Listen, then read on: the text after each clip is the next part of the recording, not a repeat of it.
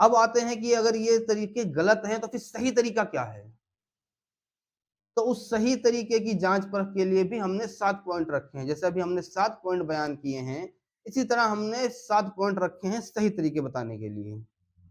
सबसे पहले आते हैं तबलीगी मुस्लिम। चल चल चल चल चल चल चल चल दीन की तबलीग में चलने का मजा देख, अल्लाह के रास्ते में निकलने का मजा देख। चल दीन की तबलीग में चलने का मजा देख, अल्लाह के रास्ते में निकलने का मजा देख। चल दीन की तबलीग में चलने का मजा देख, अल्लाह के रास्ते में निकलने का मजा देख। तबलीगी मुस्लिम बोले तो आप बहुत सारे लोगों को जानते होंगे, जो बहुत ही अच्छे थे, प्यार मोहब्बत से रहते थे, मिल बाँट के रहते थे। उन्हें घंटा फ़र्क नहीं पड़ता था कौन बंदा मुस्लिम है, कौन नॉन मुस्लिम है। वो दिवाली, होली भी सब साथ में मना लिया करते थे, प्रसाद लेना-देना सब उनके लिए आम बात था। फिर क्या वो तबलीगी जमात में जाते हैं, फिर वहाँ से वो आते हैं, उनकी दाढ़ियाँ बढ़ चुकी होती हैं, सर पे टोपियाँ आ चुकी होती हैं, उनका पहनावा ज़्यादातर वो कुर्ते में आ जाते हैं, या कुर्ते में अगर नहीं भी आते हैं, तो उनका फिर भी जो रवैया बदल चुका होता है। तो एक बात ध्यान रखिए कि अगर कोई तबलीगी जमात का मुस्लिम है, यानी इससे वैसे नहीं जमात का है, जो जमात में जाता है, भाई वो कट्टर मुस्लिम है। वो भले ही ये किसी के साथ कितने भी प्यार मोहब्बत से रहे, कुछ भी करे, लेकिन वो कट्टर मुस्लिम है। दूसरे पे आते हैं मॉडर्न मुस्लिम। मॉडर्न मुस्लिम वो कमीनी किस्म है जो हर बार कट्टर मुस्लिम्स को डिफेंड करने के काम आती है। जो कोई भी बंदा खुद को बोले मैं मॉडर्न मुस्लिम हूँ, ये मान के चलिए कि वो भी कट्टर मुस्लिम है, और वो कट्टर मुस्लिम से बड़ा कमीना कट्टर मुस्लिम है। वो सिर्फ नॉर्मल नहीं है, वो कट्टर मुस्लिम से आगे का है बंदा है। इसी तरह हम अगले पॉइंट पे आते हैं, अपने थर्ड पॉइंट पे, इस्लाम की अच्छाई और दूसरों की बुराई करने वाला मुस्लिम। दूसरों की यानी दूसरे रिलीजन्स की बुराई करने वाला मुस्लिम। आप अपने ही बीच में ही बहुत सारे लोगों को पाते होंगे जो कभी भी ऐसा मौका नहीं छोड़ते होंगे जिसमें दूसरे रिलीजन की बुराई हो, और वहीं फिर वो अपने रिलीजन की अच्छाई भी पेश कर डालते हैं। भाई ये भी कट्टर मुस्लिम की पहचान है।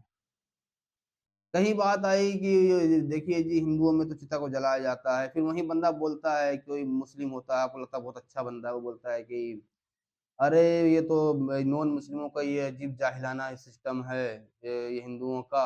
हमारे में देखो भाई इज्जत से मोहब्बत से बारात के साथ दफनाने ले जाते हैं।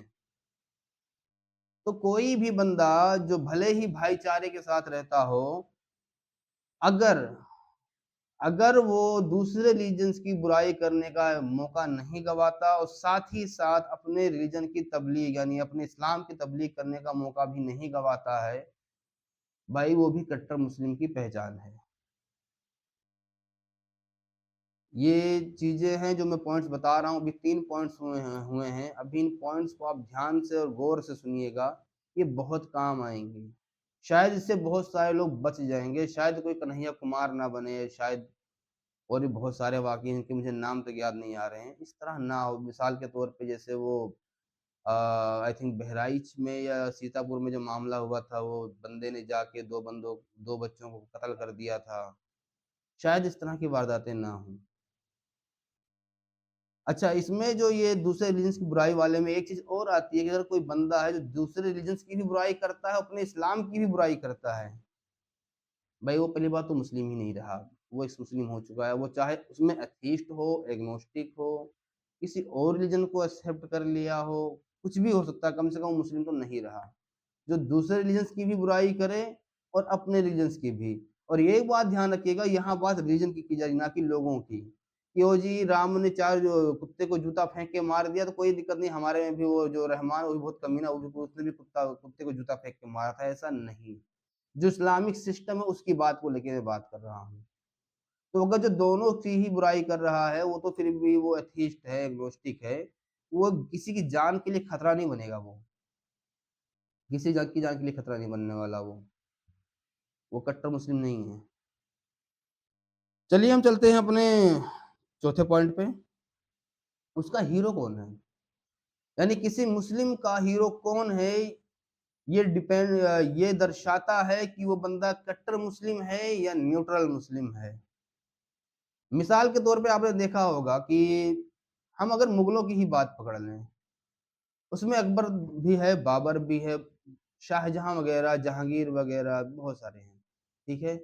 लेकिन जिन लोगों को ये है कि भाई औरंगजेब के साथ रहमतुल्लाह अलैह लगाना है, वो कट्टर मुस्लिम है, यानी वो भी कट्टर मुस्लिम में से एक है, ठीक है। क्यों?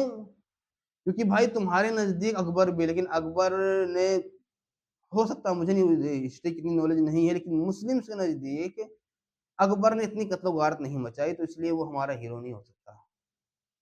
शाहजहां ने भी, जहांगीर ने भी इतनी कत्लो-गारत नहीं मचाई, तो वो भी हमारा हीरो नहीं कहे, मतलब वो कम से कम रहमतुल्लाह का लक़ब पाने के लायक तो नहीं है।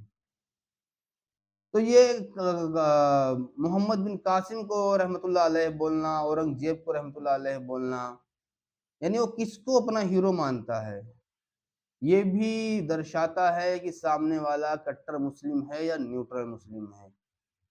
आप याद करिए कि औरंगजेब का ही एक भाई था दारा शिकोह, मुस्लिम्स को उसके नाम तक नहीं पता है। चलो जिसको नहीं पता वो कोई दिक्कत नहीं है, लेकिन जिसको सिर्फ औरंगजेब का इतना पता है कि हाँ उसने नॉन मुस्लिमों पे अंधाधुंध जुल्म किए, उसके बावजूद भी वो रहमतुल्लाह अलैह लगा रहा है, तो भाई वो कट्टर मुस्लिम है।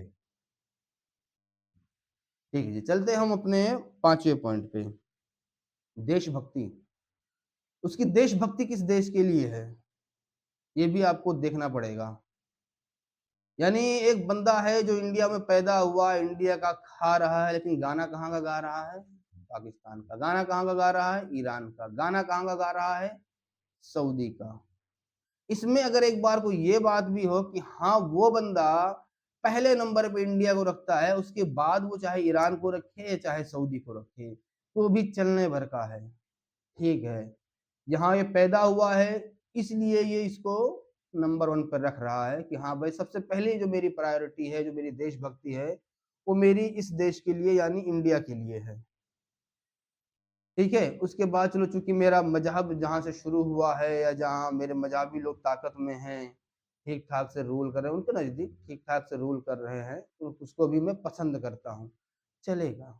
हाँ, उस कंट्री को पहले नंबर पर रहना चाहिए जहाँ वो रह रहा है। अब इसमें कोई बंदा पूछ सकता है कि भाई ईरान के बंदे क्या कट्टर मुस्लिम है? नहीं, वो इस्लाम की वजह से ही तो वो अपनी हुकूमत के खिलाफ है, तो वो कहाँ से कट्टर मुस्लिम आ जाएंगे? वहां तो देशभक्ति वाला पैमाना सेट भी नहीं होता। लेकिन नॉन मुस्लिम कंट्रीज में देशभक्ति वाला पैमाना जो है वो मैटर करता है। तो इसी तरह हम चलते हैं अपने 6ठे पॉइंट पे, जो कि है मातम। वो मातम किन चीजों पे मनाता है, यानी आप ये देखिए कि कितनी ही दफा न्यूज आई है कि नाइजीरिया में कितने लोगों की को गोली मार दी गई, नॉन मुस्लिम्स को आतंकवादी संगठनों ने कितनों के गले काट दिए। उधर अफगानिस्तान में बुद्धा की मूर्ति उड़ा दी गई थी। इधर और भी मुस्लिम कंट्रीज में नॉन मुस्लिम्स पे जुल्म सितम के वाकयात सामने आते रहते हैं। लेकिन जो कट्टर मुस्लिम होगा ना, उसका जो मातम होगा वो सिर्फ मुस्लिम्स को लेके होता है। अभी देखिए फिलिस्तीन का वाकया चल रहा है, ठीक है। उससे पहले फिलिस्तीनियों ने या जो भी इसका आतंकवादी संगठन है हमास, 7 तारीख को क्या किया था, 7 अक्टूबर को वो खुशी मना रहे थे। लेकिन तब से उसके बाद से जो कुछ हो रहा है उस पर उनका मातम बराबर चल रहा है। इसी तरह आप देखेंगे कि कई सारे बंदे होते हैं जो आप लोगों के बीच में ही रह रहे होते हैं। अगर किसी मुस्लिम ने नॉन मुस्लिम लड़की से अफेयर कर रखा है तो उससे प्रॉब्लम नहीं है, लेकिन अगर किसी नॉन मुस्लिम ने किसी मुस्लिम लड़की से अफेयर कर रखा है तो उसको मातम छा जाता है, मौत आने लग जाती है, उसकी तकलीफ हो जाती है उसे। तो वो किन चीजों पे मातम मना रहा है, वो सिलेक्टिव है या राइट पोजीशन में है, वो मैटर करता है। अगर वो सिर्फ मुस्लिम से रिलेटेड चीजों पे ही मातम मना रहा है, इसका मतलब वो कट्टर मुस्लिम है। वो भले ही आपके बीच में भाईचारे के साथ रहता हो, बाकियों पे तो वो खामोश रहता है, लेकिन जैसे ही दुनिया में कहीं भी यानी अमेज़न के जंगलों में भी अगर किसी आदिवासी ने, चूँकि वो नॉन मुस्लिम होगा, किसी मुस्लिम को मार देगा तो उसपे भी उसका मातम मनाना, रंडी होना चालू हो जाता है। चलते हैं जी, इसके आगे हम चलते हैं फ़िरका परस्ती, 7वां पॉइंट अपना। अगर कोई मुस्लिम, वो भले ही आपके बीच में रह रहा है, नॉन मुस्लिम्स के बीच में रह रहा है, अगर वो फ़िरका परस्त है, ठीक है, तो वो कट्टर मुस्लिम है। अगर वो फ़िरका परस्त है तो कट्टर मुस्लिम है, क्योंकि वो पहले कट्टर मुस्लिम ही बना है, उसके बाद वो कट्टर अपने फ़िरके का बना है। पहले वो इस्लाम के लिए ही कट्टर बना है और इस्लाम की वजह से ही वो अपने फ़िरके का कट्टर बना है, तो भी कट्टर मुस्लिम है। अब देखिए 7 पॉइंट्स जिस पे नॉन मुस्लिम जज करते हैं, मैंने वो भी बताए। 7 पॉइंट्स जिन पे जज करना चाहिए, ये रहे वो 7 पॉइंट्स जिन पे जज करना चाहिए, वो भी मैंने बताए। उम्मीद करता हूँ कि आपको ये पॉइंट समझ में आए होंगे। हो सकता है कि अभी इस वीडियो में कुछ कमी रह गई हो, क्योंकि आजकल थोड़ा अपना पर्सनल लाइफ में इश्यूज चल रहे हैं, थोड़ा परेशानियां चल रही हैं, तो माइंड थोड़ा डिसबैलेंस है। लेकिन ये तय है कि इस पे मैं दोबारा से भी आगे चल के मैं दोबारा इस पे वीडियो जरूर बनाऊंगा, ताकि नॉन मुस्लिम जो है वो पहचान कर सके कि किस मुस्लिम से हमें थोड़ा दूरी बना के रखनी है। उससे लड़ने की जरूरत नहीं है, उसको मारने पीटने की जरूरत नहीं है, बस उससे दूरी बना के रखो, मतलब ही खत्म कर दो। क्यों? क्योंकि जो कट्टर मुस्लिम है वो जहरीला नाग है। भाई आप जहरीले नाग को कितना ही दूध पिलाओ, मौका पाने को आपको काटेगा ही काटेगा। अभी जब तक मौका नहीं पा रहा है वो नाग जो है वो आपको, हाँ, बाम मछली दिख रहा है। तो ये लोगों की जागरूकता के लिए मैंने वीडियो बनाया है। उम्मीद करता हूँ लोगों को समझ में आएगा। और जिसको भी ये जो मैंने जो 7 पॉइंट्स मैंने बताए हैं कि ये कट्टर मुस्लिम की पहचान है। अच्छा ये भी देखिए कि अगर इनमें से कोई एक ही पॉइंट किसी के अंदर आपको दिख रहा है तो उससे भी जज कर पाना थोड़ा मुश्किल रहेगा। लेकिन इसमें में से अगर कम से कम 3 पॉइंट्स किसी में नजर आ रहे हैं, भाई वो 100% कट्टर मुस्लिम है। वो कितना भी भाईचारे का ढोंग कर ले, दारू पी ले, संतरा मार ले, अपनी स्नेही मरवा ले, कुछ भी कर ले, लेकिन वो कट्टर मुस्लिम है। और कट्टर मुस्लिम मतलब जहरीला नाग, ठीक है। तो उम्मीद करता हूँ आप लोगों को ये वीडियो पसंद आई होगी। आप लोग इस वीडियोज के आधार पे लोगों को जज करें और हमें कमेंट सेक्शन में बताएं कि आपने कितने लोगों को जो भाईचारे में आपको नजर आते थे उनको आपने कट्टर पाया। मेरे दिए गए पॉइंट्स के आधार पर किस किस को कट्टर पाया, वो मुझे कमेंट सेक्शन में बताइएगा। नाम बताने की जरूरत नहीं, आप सिर्फ गिनती बता दीजिए कि हाँ यार मेरे 5 दोस्त थे, जिसमें से 2 लोग तो जो आपने 7 पॉइंट्स दिए हैं उसमें एकदम खरे उतर रहे हैं। तो इस तरह से आप हमें जरा बताइएगा, इससे हमें फीडबैक भी मिलेगा। इससे हमें यही पता चलेगा कि लोगों को हमारे पॉइंट समझ में आए या नहीं आए, लोगों में जागरूकता आएगी या नहीं आएगी, हमारी की हुई मेहनत सफल होगी या नहीं होगी। कहीं ऐसा तो नहीं कि हम बगैर बेवजह के मतलब रिस्क लिए जा रहे हैं, जूते खाने का काम किए जा रहे हैं। क्योंकि भाई देखिए ईमान वाले पकड़ पाएंगे तो जूता और फिर मतलब बात काफी आगे बढ़ जाएगी, लेकिन वो रिस्क बहुत ज्यादा होगा, वो शायद झेलने के लायक भी नहीं होगा। तो कम से कम अगर इतना रिस्क ले रहे हैं तो लोगों को समझा दें, इस समाज को, इस देश को कुछ दे दें, तो बहुत बढ़िया है। मिलते हैं फिर अगली वीडियो में। तब तक के लिए अगर आपको हमारी वीडियो पसंद आई हो तो वीडियो को लाइक करें, वीडियो पे कमेंट करें जो आपको समझ में आ रहा हो या जो गलत लगा हो।